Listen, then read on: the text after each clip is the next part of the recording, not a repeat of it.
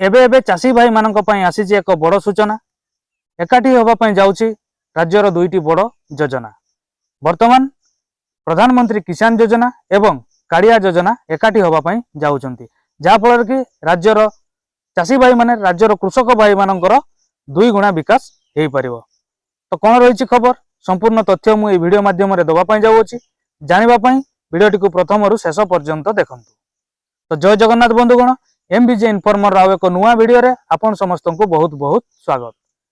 वीडियोटी जदि भलो लागे ताले वीडियोटी को लाइक करिवे, चैनल रे नुआ थिले एबे ही चैनल को सब्सक्राइब करी पाखरे थिबा नोटिफिकेशन आइकन को ऑल रे सिलेक्ट करि देबे, जा फल रे कि एई बढिया नुआ नुआ इनफॉरमेशन रो तथ्य सर्वप्रथमे आपण आम वीडियो माध्यम रे जानिबार सुजोग पाई परिबे।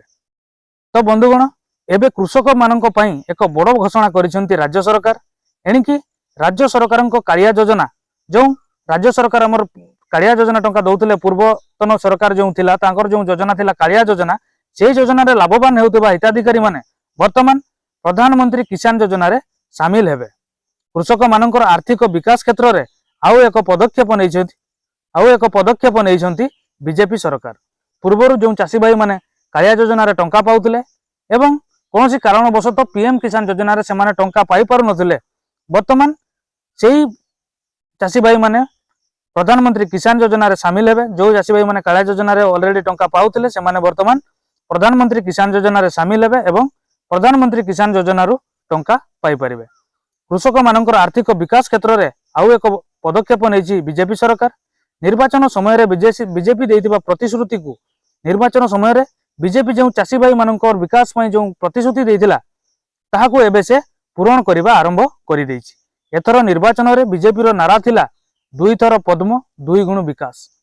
एबे एई दुई थर पद्म दुई गुण विकास को एई जो प्रतिश्रुति को पूरण करबा को जाउछि ओडिसार नुआ सरकार। ओडिसा रे नुआ सरकार गठन हेबा परे, ओडिसा रे मोहन सरकार आसीबा परे चाषींकर आय वृद्धि उद्देश्य रे समृद्ध कृषक नीति को खूब शीघ्र कार्य करबा को गुरुत्व देइछि बीजेपी सरकार। कृषि विभाग समीक्षा बैठक पर एने सूचना देइछंती नूतन मुख्यमंत्री मोहन चरण माझी। एहा व्यतीत राज्य रे कृषकंक पई 58टी शीतल भंडार निर्माण करा जिवो।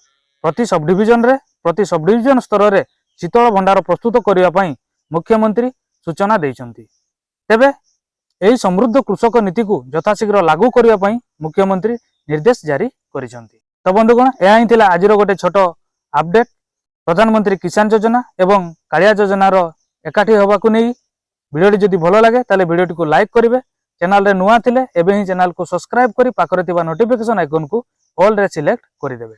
पुणी देखा हबो आ गोटे नुआ वीडियो सहित नुआ इनफॉरमेशन सहित। सेति पर्यंत रहूची, नमस्कार, जय जगन्नाथ।